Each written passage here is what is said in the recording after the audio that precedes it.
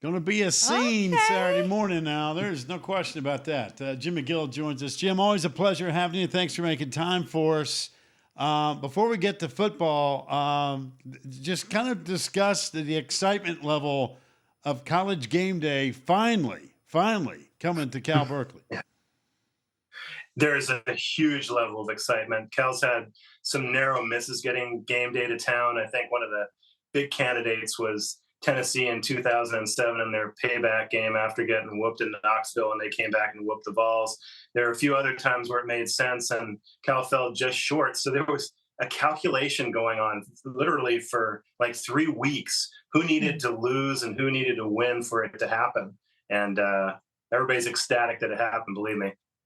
But how bizarre is it? I mean, given all the tradition and history when Cal's had really talented, great teams, the Cal Stanford game, which is, again, one of the legendary rivalry games, Cal joins the ACC and tag you're it, right? Game day comes. It doesn't even seem like it's possible, but that's exactly what we ended up with. Well, don't think people didn't notice that it coincided with Cal's very first game hosting in the ACC. So obviously the national profile has increased because they're playing a lot of East Coast teams. And I think a lot of times the rest of the country sleeps on the West Coast because the games are often late when people are in bed, and there's not the same traditional rivalries that a lot of the South and East teams have played. So now Cal's kind of in the thick of things with a conference that gets more exposure. So what do you know? You find yourself in game day first conference home game against a top 10 team in Miami. So everybody's really excited. Hashtag ACC After Dark, just like we all expected. Okay, so you have a preconceived notion before the season starts, like what you think Cal's going to be. Now that we're heading into the month of October, what's your analysis? What do you make of the start of this season for the Golden Bears? Well, I got to see every open fall camp practice and almost every open spring practice. So I had a pretty good sense of what to be optimistic about and what to be a little bit hesitant about.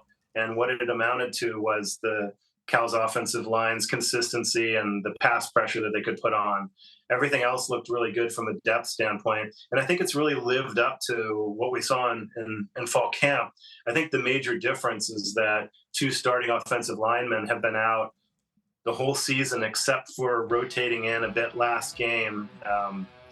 McDonald and Vadakani are two key pieces of the line, and they finally got some reps this last week, and then Vadakani went down with an injury, but he's likely to be back, and McDonald's back. So I wouldn't like to say I think they'd have increased reps for both of them. So that weakest point of the team right now might look a little stronger, but they're going to live and die with that line, especially against a good team like the Canes. They can't not protect Mendoza and expect to come off with a win or an upset if that's going to happen.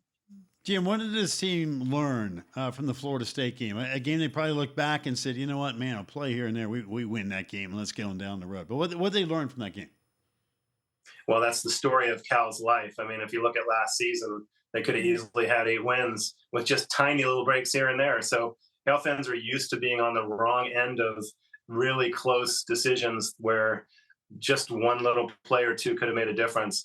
What they learned was they better get the offensive line together or they're going to struggle. And I'm not really sure why they didn't pressure DJU last week because he's really susceptible to pressure. And they didn't blitz very often. And I think they need to get back to that aggressive style of defense that they played the first 3 games to give themselves a better chance to pull off the upset this week. The bye week came at a good time for them as they get ready to host Miami.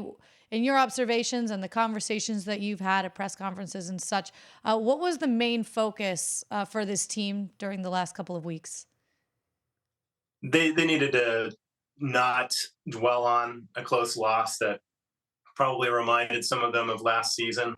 And they needed to get back to the aggressive style that they played those first 3 games and just to doing what they do most effectively. And I think a lot of it was related to communication on the offensive line. They had a lot of pre-snap penalties, and you really are tying your hand behind your back trying to fight when you're just shooting yourself in the foot like that. So if they do commit penalties, it needs to be, through smart, aggressive play in the course of the action, not unforced errors before the snap. Jim, I know that Jay Knott has not been 100%, but you just get a sense that at some point in time, he is bound and due to just go off. And again, that Miami team's awfully good, but we saw Virginia Tech run against the Canes on Friday night. What's his status as far as from 0 to 100% from a health perspective? Because he's such a dynamic performer.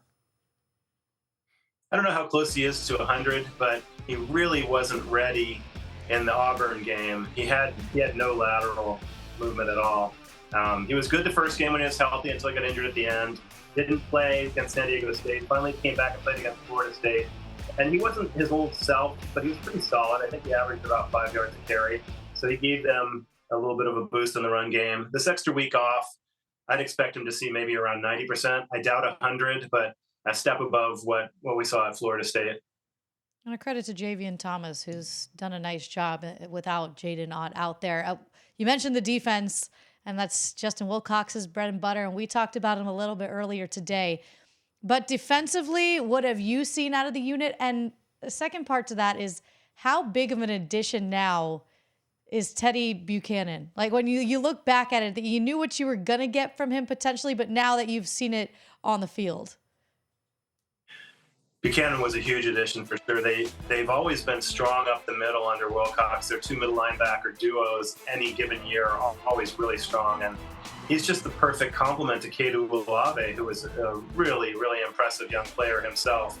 So they've got that middle secured. But besides Buchanan coming in and shoring up the middle, the defensive backfield has been a big change too. They brought in some real quality portal transfers that have made a really big difference. And they were able to play man aggressive pass coverage this season. And that was really their Achilles heel last year. They couldn't play man reliably, not getting beat deep. So that meant they couldn't pressure the quarterback very much. And they kind of held their gaps instead of pushing upfield. With feeling more confident in the defensive backfield now, they have played more aggressive at every unit on the field on defense. So that's really kept them in the game every game. It definitely won them the game against Auburn. Mm-hmm. Jim, what's the one thing that must happen for Cal to upset Miami on Saturday night? Limit the mistakes and play smart ball. I think they have the talent to upset Miami if they're off their game a little bit, but they can't shoot themselves in the foot. If they don't have to play above their capabilities, play to their capabilities, and don't shoot themselves in the foot with pre-snap penalties, they're going to give themselves a pretty good chance. All right, last, really the most important question. Will you be awake at 6 a.m. to head to College game day on Saturday? Or are you just going to let the kids have all the fun? Well, I am not a morning guy because I'm usually up till 2 or 3 in the morning. I was going to do it, but then I heard about all the students getting ready to camp out there. And if I went, I don't even think I'd be able to get a good spot. So I think I'm just going to have to get up and watch it. Jim. I get it. I get it. Come on. If you're Should I go out now, there? You tell me I yes, absolutely you go. You got to go. I mean, listen. We'll be looking for you. Where's Jim?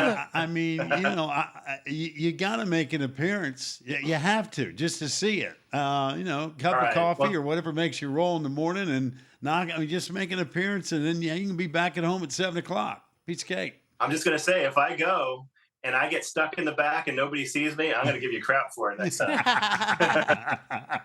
Shoot that messenger, not me. You can come at me anytime you want. By the way, before I let you go, total sidebar topic here, but it is kind of tied into the ACC.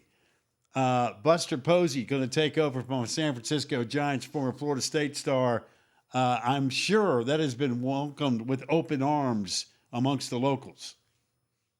Yeah, Farhan Zaidi had been kind of a cuss word over the last 6 years. People were reluctant to have a Dodgers personnel guy come into the franchise to begin with. And they had one good season and 5 pretty crappy ones. So they're happy for a change for sure. And Posey is a legend in the Giants franchise and the Giants fan base. The question is, does he know enough to be a general manager? He's a really bright guy.